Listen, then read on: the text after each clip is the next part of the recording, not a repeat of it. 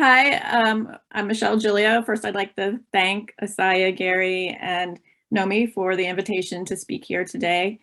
And I also want to take a quick minute to clarify my answer to Asaya's earlier question at the beginning of the workshop about who considers themselves an ontologist. And I raised my hand, but that was because my clicking finger was faster than my brain to process that.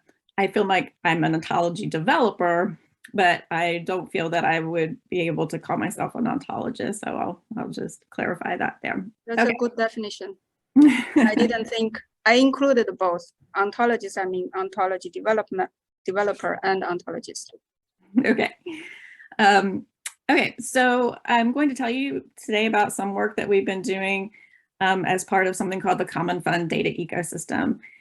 So first, let me just mention a little bit about the Common Fund. So the Common Fund is something that comes out of the Office of Strategic Coordination at NIH. And so it's not part of any particular institute. It's kind of an overarching entity that is able to fund things that that don't necessarily fall under the domain of a particular institute. And the idea behind Common Fund projects is that they're supposed to be kind of things that really spur forward an area of research or as something new that's not been tried before, something that might be a little bit risky.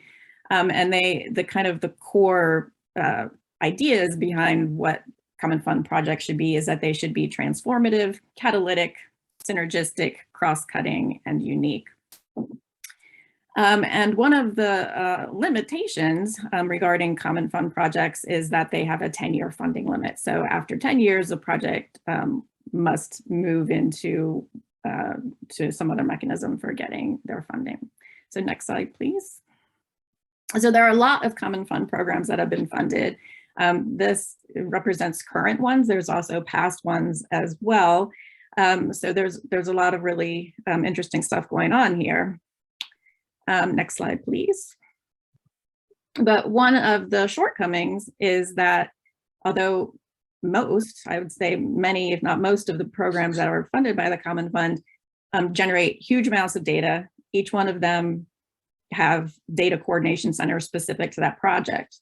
But a bit of a shortcoming is that each of these data coordination centers are kind of siloed away from each other. So they are serving their community, they're having data resources and tools, and they're doing a fabulous job. So the data coordination centers for each of these projects do wonderful things, but there's no easy way to look across all of those data centers for information that a user might be interested in. So if a user wants to find information about a particular disease or human subjects, or particular omics data about human subjects with particular phenotypes, they would have to go individually to each of the different data centers to get that information. So that takes a lot of time and effort, and it's very confusing and difficult for the average user to navigate those systems. So that's not very fair. So next slide, please. So what the Common Fund has decided to do is try to create a central hub where users could go to learn about what's happening at all of the data coordination centers for the Common Fund. And all of the data coordination centers would keep the actual data at their centers, but only metadata about the data would go into the central hub. So it would be kind of an inventory of what are the assets that each DCC has. All of that would be available in this hub, and it would allow users to go to this one central location and do searches to find what they're interested in. And ideally, and what our hub actually does, is allow the users to get manifests of the data assets that they're interested in doing something with, that allows them to either automatically grab that data through DRS servers or point cloud computational resources to that data. I'll talk a little bit more about that later. So next slide, please. So the central hub, the thing that is pulling all this together, is called the Common Fund data ecosystem. And these little icons all around the central hub here of the Common Fund. I'm gesturing with my mouse. I'm pointing even though you guys can't see that because I'm not the one actually sharing screen. So sorry about that. Right. So the central hub surrounded by these various icons representing different data coordination centers from different projects. And there's a huge diversity of projects and the kinds of things that they're studying and the kind of data that's being produced. And it's therefore can be quite challenging when you kind of come and first look at it on face value to say, how are we possibly ever going to coordinate things into one central location for this? And so again, not the data itself, but just metadata about the data. So next slide, please.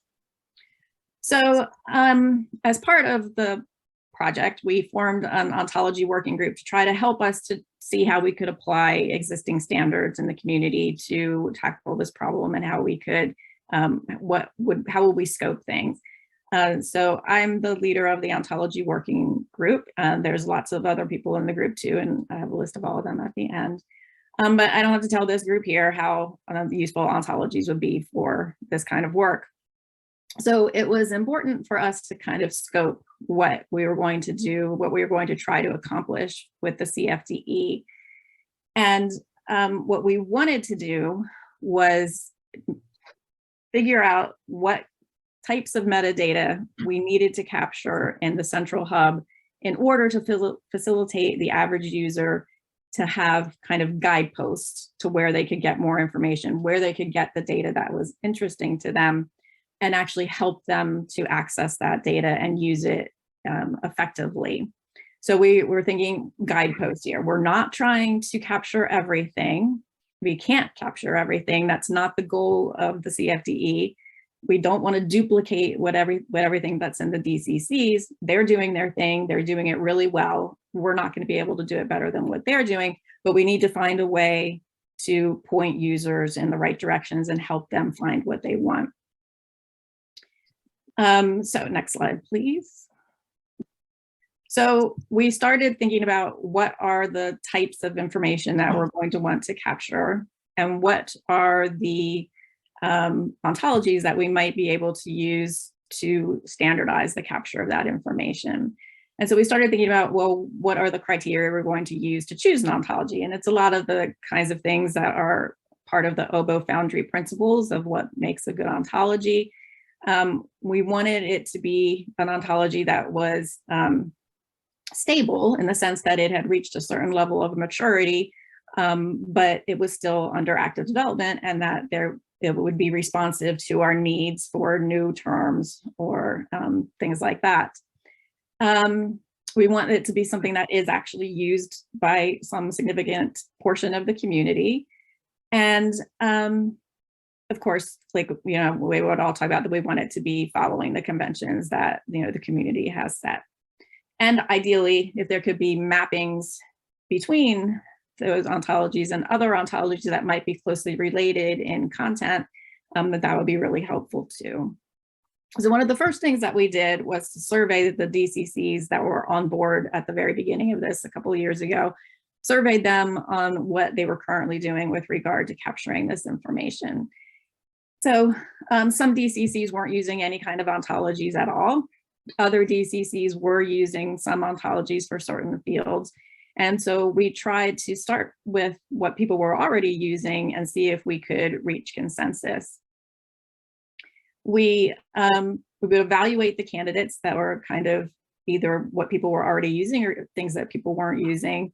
And once we reached consensus, we would write what we called an RFC, which is a request for comments, which is basically a document stating why we chose the one we did and how we intended to use it within the ecosystem.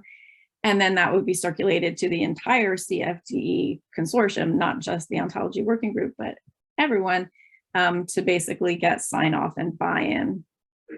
Then we would try to facilitate the use of the standard by the DCCs to help in their submissions of data to the central hub.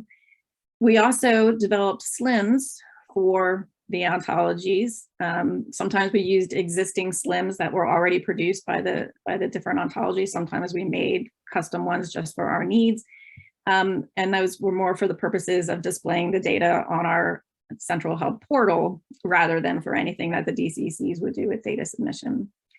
The other thing we tried not to get bogged down in which is necessarily the best ontology for a particular thing, because in certain domains, there's more than one ontology that's capturing information in that domain. And it can be very difficult to, there's really no way to say one is best out of all of them. Some of them do things they do things in different ways. Some people like one way better, some people like the other way better. It doesn't necessarily mean that one is better or worse than the other.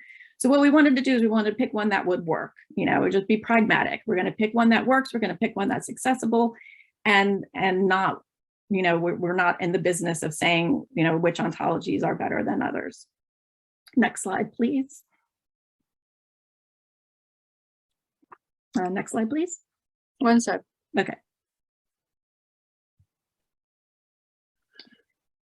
So the fields that we ended up applying ontology standards to are here listed on the slide. So file for different things regarding like actual file formats, compression formats, types of data that are contained in a file, anatomy, assay types, analysis types, sample preparation methods, diseases, chemical entities, phenotypes, and species.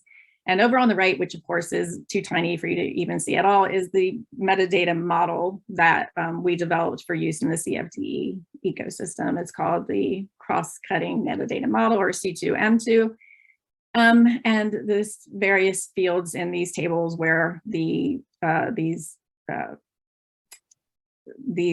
fields exist and where we would be using the ontology terms to fill the values. Next slide, please.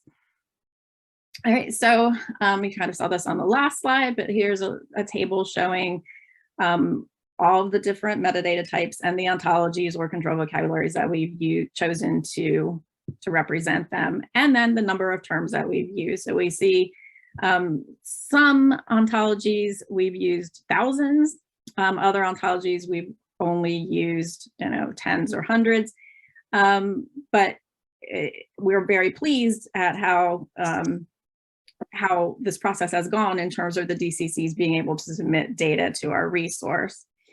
We have not made SLIMs for everything yet, and one that's kind of calling out for being SLIMmed is the PubChem one, because there's quite a few terms in use, and it will be almost impossible to display those in kind of graphical ways on our portal interface, where we do kind of summary statistics without getting a SLIM together. So we're going to be working on that. Next slide, please. So as we all know, whenever you're using an ontology in the real world, there's always going to be times when you need something that's not already represented in the ontology.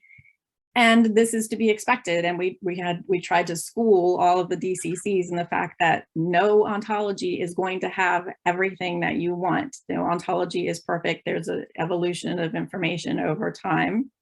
And so we made it clear to them that if there's something that they need, it's not there, let the Ontology Working Group know, and we will work with you to get new terms created.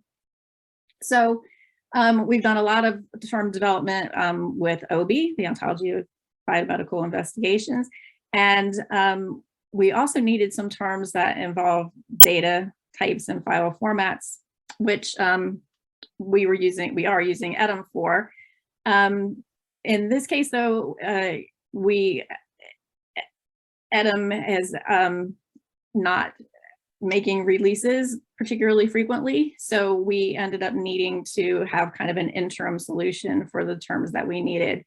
And one of the DCCs, Spark group, has a tool that they've been using internally for a very long time called Interlex, where they build interim terms for internal use until those terms get submitted and approved into whatever ontology they ultimately will go into.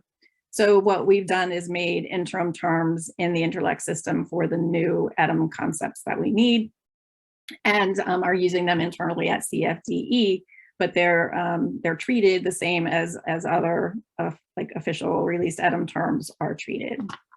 Next slide, please.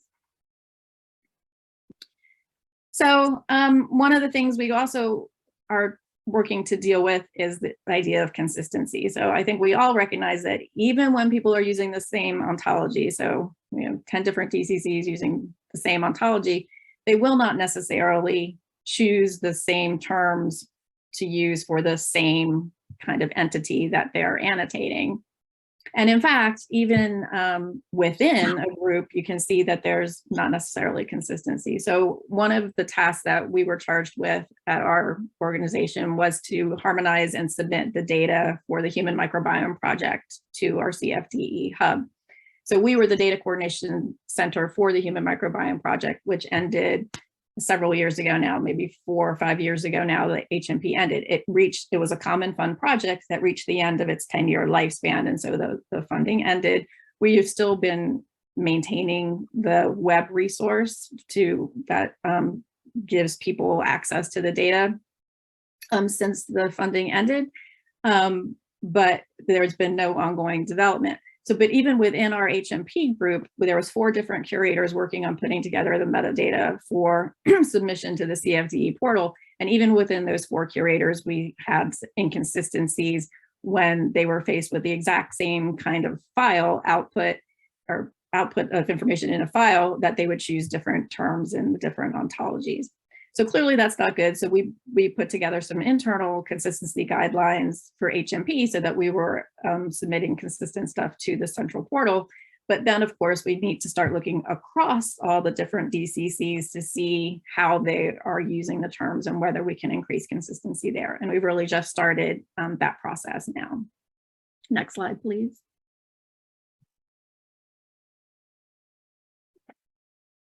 So this is a quick screenshot of our portal. This is the search tool that users can come to and start to do faceted searches to narrow down to data sets that they are in, or data objects, data assets that they would be interested in using more. And they can do this by looking at subjects, samples, files, diseases, any of the vocabularies and ontologies that we're using. You can search by, and we have all the metadata is linked to samples and subjects, so you can search in all these different ways.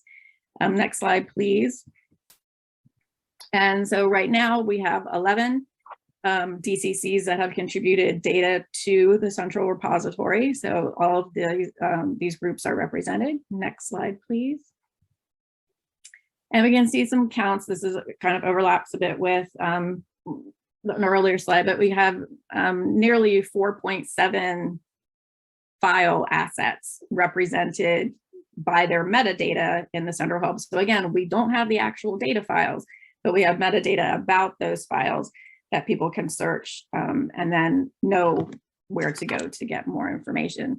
And this portal will provide a manifest file that for download to be able to use DRS resolvers to find the actual data files for people, and or point the data files to a computational computing workspace for them to do analysis. Because ultimately the goal is not to have individual users downloading the data to local servers and doing analysis, because in fact, many average users won't have the capacity to do that. They don't have the knowledge or the computational resources. So what we really want to do is to enable all of this analysis to be happening in the cloud. And we have working with a cloud resource called Kavatica that is produced by one of the DCCs in the project called Kids First. And we've round trip to having a user go to the portal, get a manifest file, point that manifest file to the Kavatica workspace, which then goes out to get the data from where it's located using the DRS IDs, brings it into a workspace in Kavatica, and then the user can do an analysis. So we've done that. That's possible in our portal, and we're excited for people to be able to start using that. Next slide, please.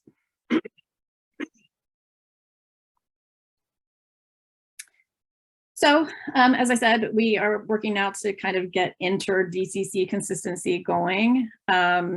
And we're just in general trying to harmonize between the DCCs. There are also new DCCs coming on board all the time. So we help to train them up and get them submitting their data. There's still some new term requests going on. We have a few SLIMs that we still need to do.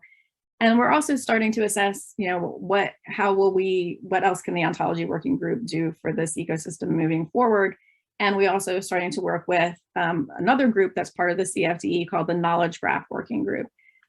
So we've taken one approach here with the Ontology Working Group, where we've picked a few ontologies, everybody's using those ontologies, everybody's submitting data in the same way. But you can argue that another way to have done this would be just to kind of let everybody throw together in the pot all of the associations that they have, and then just create one big knowledge graph and see what comes out. And so there is a parallel effort going on right now, led by Jonathan Silverstein and Deanne Taylor, doing just that. So they're just starting to accept some data from the DCCs. Basically, what the DCCs have associations between two entities of a gene and expression site, or drugs that impact a function of a gene, or a whole host of things, just depending on whatever the DCC is and what they're specifically working on. And they're starting to collect those associations and start work towards a knowledge graph of the information. So that's another kind of track to explore. We're also working on working with Google and Amazon to secure long-term storage for data for DCCs that have sunsetted. So when we say sunset, we mean that they've reached the end of their funding period, like the Human Microbiome Project has. So currently, Amazon is hosting some HMP data, and they have agreed, they're very happy to host for free indefinitely all of the HMP project data. But they have a program at Amazon that where they will freely host data sets that are of value, high value to the research community. And so the Human Microbiome Project data is a very used resource and a useful huge set of data resources. And so they will be hosting them moving forward. And we expect that for the other DCCs, as they sunset, which they haven't yet, but when they do, we would establish some kind of relationships like that. Next slide, please. And so then I'll just want to acknowledge all the members of the Ontology Working Group. There's a lot of us. Next slide, please. And then people at my institute, the Institute for Genome Sciences, particularly Suvarna Nadendla and Arthur Brady, who were very much involved in the ontology work. It was Suvi and myself who did most of the working with DCCs on the new term development. And so Suvi's been doing a lot of the heavy lifting here. I also want to thank the OB development team who worked with us on new terms, and then our coordinating center collaborators who are also part of the work we do as the coordinating center for the CFDE. And I think that's it. Thank you so much. I'll take questions.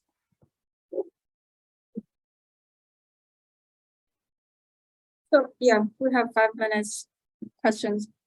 We already have 2 hands up on site. Okay. Hello, Matthias Bochau from UAMS. So having the pleasure to contributing to the Cancer Imaging Archive, I know how important the work is to do, and I really think that is really important work.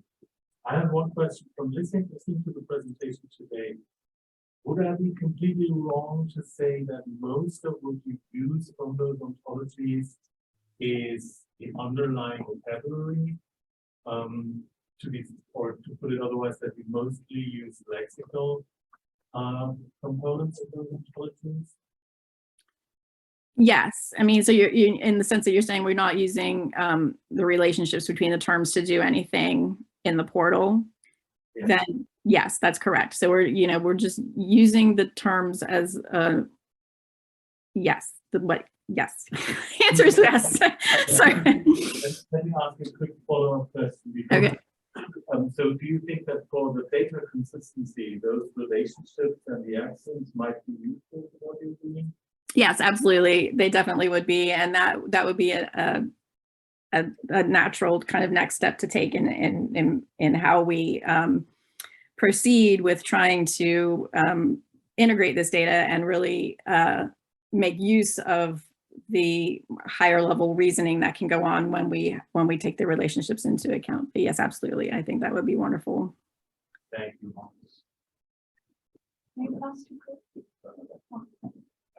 Hi, Michelle. It's Chris Mongo. Hey, Chris. Great work. Anyone who considers you not to be an ontologist, I think it's gatekeeping to So my question is, all of the ontologies you showed, the only non-oval one, but it's not really an ontology, was PubChem. Can you just say a bit about, did you evaluate KEBI? You worked with the kind of KEBI team to see if there was, any way to kind of like make use of KEBI there, or maybe you just decided you didn't need an ontology for that.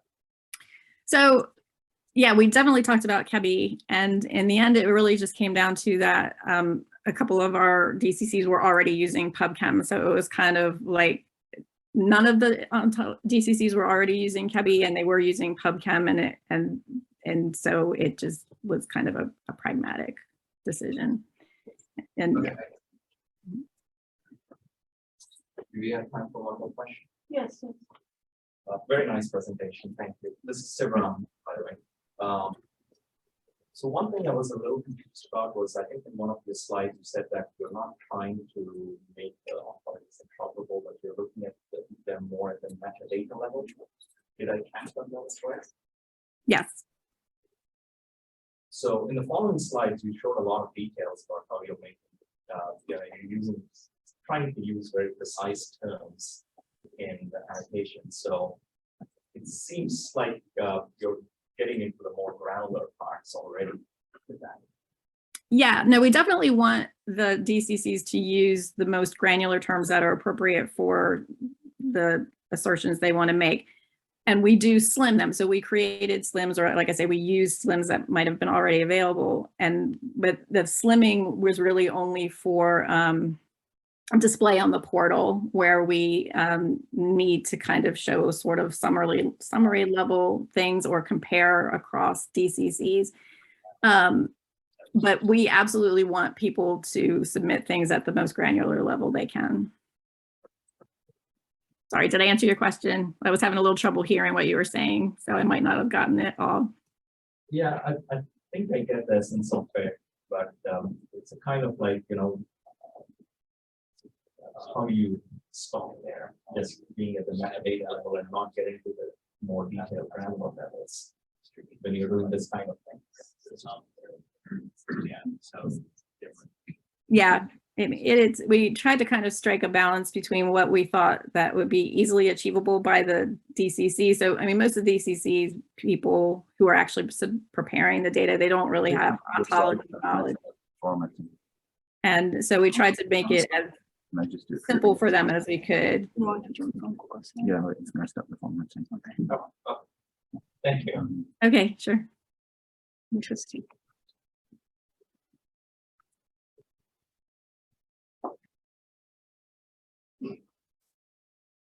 Okay.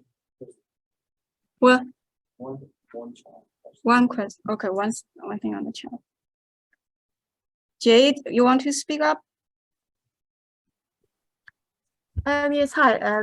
So yeah, my question is just whether you came across cases where, I'm not sure if you were looking that deep into it, but if perhaps different sites were collecting what seems to be the same data element, for example, something even really simple like sex, and perhaps they were collecting it in different ways, like the one had male and female and the other may have male, female, intersex, refused to report, or something like that. Yeah. What do you do in those cases? Yeah. So I didn't talk about those fields today, but we did try to standardize on that as well. So we ended up coming up with an internal CV of terms for things like sex, race, ethnicity. And again, it's like there's no one. I mean, you survey 10 different DCCs, and as you say, all 10 will be doing it differently. So we just came up with a list that we tried to be as inclusive as we could be. for the sex terms. And then for race and ethnicity, we ended up just going with kind of the things that the United States federal government, puts on every form that they use, just because it's a standard. It's not necessarily a good standard, but it is a standard. And again, we were kind of going for low hanging fruit in the sense of we want to have something that people will be able to at least map whatever they have collected into. So we kind of relied on the DCCs in all cases, not just with sex and race and ethnicity, but with all of the ontologies, because a lot of them weren't capturing this information in any kind of ontological way at all, or not necessarily any that's even in consistent way. So we left it up to them to translate however they were doing it into whatever ontology or control vocabulary we asked them to use. And so clearly some of them are going to do that really well, and some of them are not. We do see a lot of cases of DCCs using root terms in the ontology to annotate to, which is not ideal, right? Because it's kind of, it's possible that the term they wanted didn't exist in the ontology, and so maybe that's why they did it, but it's more likely that they just, kind of gave up looking and just used the root. So, that's part of the thing that we'll be working towards as we start looking more in depth at the actual data that has been submitted by the DCCs more carefully for consistency and quality control kinds of things. Yeah, because then how that impacts how the data is pooled and used later on. Yeah, We're kind of looking at that at the moment, also trying to harmonize data across various sites that have already been collecting. And although they haven't mapped to other ontologies, we're starting with the sickle cell disease ontology, but even just that is a problem because they've been collecting their data in different ways. Yeah, absolutely. Yeah. Okay.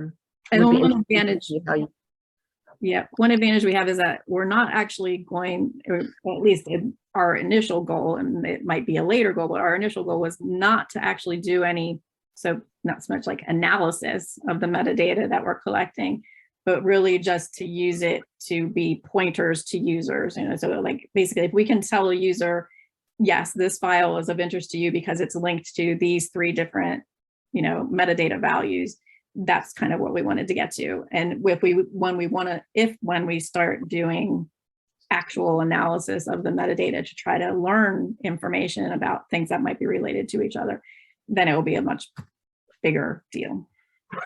Okay, so you're gonna look at the problem down the line. Yeah, if we get to that point, because right now that's not kind of within scope of the of the project. So yeah, we'll see. Okay, great. Thanks so much.